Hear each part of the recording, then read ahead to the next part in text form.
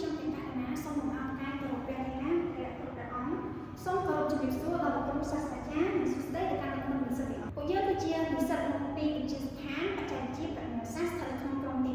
8ដែលបានធ្វើការសិក្សាស្រាវជ្រាវទៅលើប្រធានបទមួយគឺតកតងជាមួយនឹងទូនាទីរបស់អ្នកគ្រប់គ្រងអនុទានក្នុងបរិបទនៃការរីកចម្រើនទៅលើវិស័យធនាគារនិងហិរញ្ញវត្ថុការគ្រប់គ្រងអនុទានបានក្លាយជាផ្នែកមួយយ៉ាងសំខាន់នៅក្នុងការផ្ដល់អនុទានទៅដល់អតិថិជនឲ្យកាន់តែមានប្រសិទ្ធភាពសុវត្ថិភាពនិងនិរន្តរភាពអនុទានគឺជាប្រភពចំណូលមួយដ៏សំខាន់របស់ធនាគារនិងស្ថាប័នហិរញ្ញវត្ថុហើយវាក៏ជាផ្នែកមួយដែលប្រឈមជាមួយនឹងហានិភ័យខ្ពស់ផងដែរប្រសិនបើមានការគ្រប់គ្រងមិនបានត្រឹមត្រូវដូច្នេះអ្នកគ្រប់គ្រងអនុទានមានតួនាទីយ៉ាងសំខាន់នៅក្នុងការធ្វើផែនការគ្រប់គ្រងនិងតាមដានការផ្ដល់អនុទានទាំងមូលដូច្នេះនៅក្នុងវីដេអូនេះក្រុមទី8យើងខ្ញុំនឹងធ្វើការបង្ហាញអំពីចំណុចសំខាន់ផ្សេងៗដូចជាទី1ទាក់ទងជាមួយនឹងលក្ខណៈសម្បត្តិរបស់អ្នកគ្រប់គ្រងអនុទានទី2គឺការបង្ហាញអំពីទូនាទីរបស់អ្នកគ្រប់គ្រងអនុទានទី3គឺជាការបង្ហាញអំពីបញ្ហាប្រឈមផ្សេងៗដែលអ្នកគ្រប់គ្រងអនុទានបានជួបប្រទះអញ្ចឹងមុននឹងចុះទៅដល់ប្រធានបទស៊ីជម្រៅយើងត្រូវយល់ពាក្យអនុទានជាមុនសិនថាតើអនុទានមានន័យយ៉ាងដូចម្តេចអនុទានគឺជាការខ្ចីប្រាក់ឬការទទួលប្រាក់ពីធនាគារឬក៏ស្ថាប័នហិរញ្ញវត្ថុដែលមានកាតព្វកិច្ចត្រូវសងត្រឡប់វិញតាមរយៈពេលដែលបានកំណត់លក្ខណៈសម្បត្តិរបស់អ្នកគ្រប់គ្រងអនុទានមានដូចជា1មានជំនាញផ្នែកហិរញ្ញវត្ថុនិងអនុទាន2ជំនាញវិភាគនិងសម្រាប់ចិត្ត3សិលធម៌វិជ្ជាជីវៈនិងទំនួលខុសត្រូវ4មានសមត្ថភាពដឹកនាំនិងគ្រប់គ្រង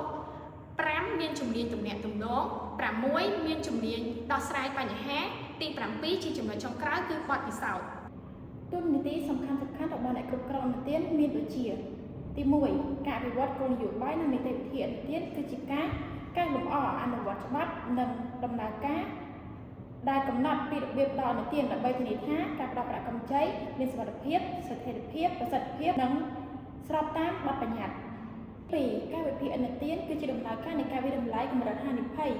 ហិរញ្ញវត្ថុរបស់អតិថិជនដើម្បីដឹងថាពួកគាត់មានលទ្ធភាពនិងឆន្ទៈក្នុងការសងត្រឡប់ទាន់ពេលវេលាដែរឬទេហើយការវិភាគនោះគឺយើងវិភាគទៅលើ4ចំណុចទី1ការវិភាគទៅលើ FICS ទី2 4AS ទី3ពិន្ទុអនុទានទី4ស្ថិរភាពអតិថិជនតួនាទីសំខាន់ទី3គឺដែនកំណត់អនុទានគឺជាទំហំប្រាក់អតិបរមាដែលធនាគារគ្រឹះស្ថានហិរញ្ញវត្ថុឬក្រុមហ៊ុនលក់ទំនិញអនុញ្ញាតឲ្យអតិថិជនម្នាក់ដែលបុគ្គលឬក្រុមហ៊ុន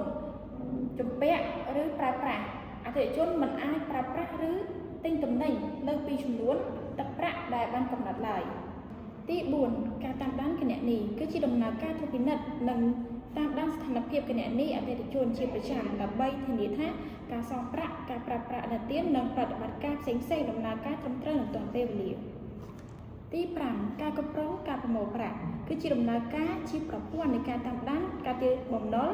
ឬប្រាក់កម្ចីដែលគួរដែនកំណត់សងពីអតិថិជនវាគឺជាដំណាក់កាលបន្តបន្ទាប់ពីការតាមដានគណនីនៅពេលដែលអតិថិជនមិនបានបង់ប្រាក់តាមការប្រំព្រៀងចំណែកតួនាទីទី6គឺការរាយការណ៍នៅក្នុងបរិបទគ្រប់គ្រងអនុទានគឺជាដំណើរការនៃការប្រមូលផ្ដុំរៀបចំនិងចងក្រងទិន្នន័យអនុទានទាំងអស់ឲ្យតែជារបាយការណ៍ផ្លូវការរបាយការណ៍ទាំងនេះជួយដល់ថ្នាក់ដឹកនាំមើលឃើញពីសុខភាពហិរញ្ញវត្ថុនិងកម្រិតហានិភ័យនៃកម្ចីឬបំណុលដែលក្រុមហ៊ុនបានបញ្ចេញឲ្យទៅអតិថិជននៅចំណុចទី7នោះគឺការគ្រប់គ្រងហានិភ័យការគ្រប់គ្រងហានិភ័យនៅក្នុងបរិបទអនុទាននិងហិរញ្ញវត្ថុគឺជាដំណើរការជាប្រព័ន្ធនៃការស្វែងរកវិតម្លៃនិងគ្រប់គ្រងរាល់ផលប៉ះពាល់អវិជ្ជមានឬការខាតបង់ហិរញ្ញវត្ថុដែលអាចកើតឡើងចំពោះស្ថាប័នទី9នោះគឺការទំនាក់ទំនងការទំនាក់ទំនងនៅក្នុងបរិបទគ្រប់គ្រងអនុទានគឺជាដំណើរការនៃការផ្លាស់ប្ដូរព័ត៌មានការពិភាក្សាការបញ្ចូលសាររវាងផ្នែកអនុទានជាមួយភាគីពាក់ព័ន្ធទាំងអស់ទាំងក្នុងនិងទាំងក្រៅស្ថាប័នការតាក់ទងប្រកបទៅដោយប្រសិទ្ធភាពគឺជាគន្លឹះក្នុងការធានាថាក្រុមហ៊ុនអាចប្រមូលបំណុលបានលឿនរក្សាបានអតិថិជននិងជៀសវាងការយល់ច្រឡំផ្សេងៗនៅក្នុងអាជីពជាអ្នកគ្រប់គ្រងអនុទានការទំនាក់ទំនងត្រូវបានបែងចែកជាពីរផ្នែកគឺទំនាក់ទំនងផ្នែកខាងក្រៅនិងទំនាក់ទំនងផ្នែកខាងក្នុងហើយតួនាទីសំខាន់ចុងក្រោយនោះគឺភាពជាអ្នកដឹកនាំភាពជាអ្នកដឹកនាំនៅក្នុងបរិបទគ្រប់គ្រងអនុទានគឺជាសមត្ថភាពក្នុងការណែនាំបំផុសគំនិតនិងតម្រង់ទិសដៅក្រុមការងាររួមមានអ្នកវិភាគអនុទាននិងបុគ្គលិកប្រមូលប្រាក់ឲ្យសម្រេចបាននៅគោលដៅហិរញ្ញវត្ថុរបស់ស្ថាប័ន 4បញ្ហាប្រឈមរបស់អ្នកគ្រប់គ្រងអនុទានលើកយកចំណុចសំខាន់មកនិយាយមានដូចជា1ការវាយតម្លៃហានិភ័យអនុទាន2ការគ្រប់គ្រងអនុទានមិនដំណើរការ3ការប្រើប្រាស់សេដ្ឋកិច្ច4ការអនុវត្តតាមបទបញ្ញត្តិ5ការប្រើប្រាស់បច្ចេកវិទ្យា សរុបសេចក្ដីមកវិញអ្នកគ្រប់គ្រងអនុទានមានតួនាទីយ៉ាងសំខាន់ក្នុងការរៀបចំគ្រប់គ្រងនិងត្រួតពិនិត្យដំណើរការអនុទានដើម្បីឲ្យអនុទានប្រកបដោយប្រសិទ្ធភាពការគ្រប់គ្រងអតិថិជនការគ្រប់គ្រងហានិភ័យការតាមដានការសងត្រឡប់និងការប្រមូលអំណុលគឺជាកត្តាយ៉ាងសំខាន់ដែលជួយកាត់បន្ថយការខាតបង់និងបង្កើនគុណភាពអនុទានដូច្នេះអ្នកគ្រប់គ្រងអនុទានដែលមានចំណេះដឹងជំនាញវិជ្ជាជីវៈនិងសីលធម៌នឹងរួមចំណែកយ៉ាងសំខាន់ក្នុងការពង្រីកស្ថិរភាពហិរញ្ញវត្ថុរបស់ស្ថាប័ននិងធ្វើឲ្យស្ថាប័នរីកចម្រើននិងប្រកបដោយនិរន្តរភាពជានិរន្តរ៍